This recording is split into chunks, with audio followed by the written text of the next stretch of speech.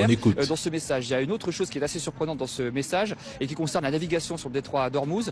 Trump explique dans son message qu'il va lever le blocus américain.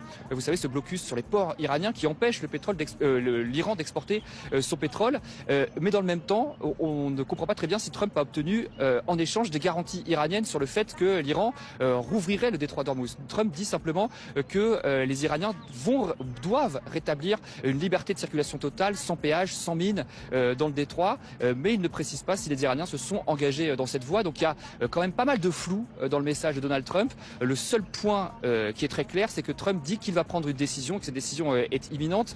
Ce qui est intéressant, c'est que ces dernières heures, on dit que Donald Trump ne voulait pas être le premier à valider cet accord pour ne pas donner l'impression qu'il se précipite, qu'il est désespéré de sortir au plus vite de cette crise, alors qu'aux États-Unis, il y a des critiques et des doutes jusque dans le camp républicain, des personnes qui estiment que Donald Trump pourrait signer un mauvais accord pour se sortir au plus vite du bourbier iranien. Alors, est-ce que ça veut dire que Trump a reçu la validation de Khamenei et que du coup, ça y est, il y va lui aussi? Beaucoup de questions encore en suspens en tout cas.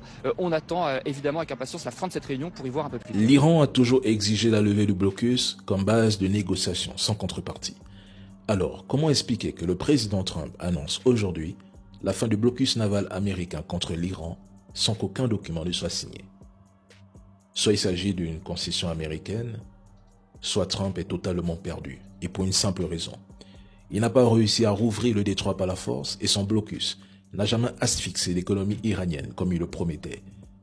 Et le plus important, les Iraniens affirment qu'aucune clause imposant la libre circulation gratuite à Hormuz n'est acceptée, qu'aucune destruction de leur uranium n'est envisageable, sans oublier qu'ils exigent la libération immédiate de leurs avoirs gelés avant toute autre avancée, ainsi qu'un cessez-le-feu au Liban comme condition préalable.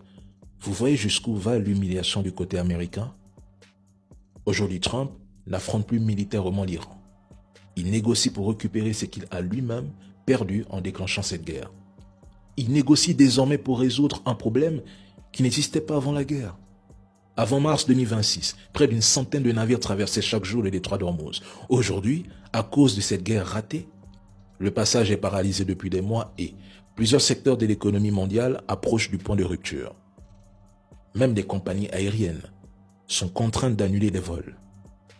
Donald Trump veut que le détroit soit ouvert, alors qu'il est déjà.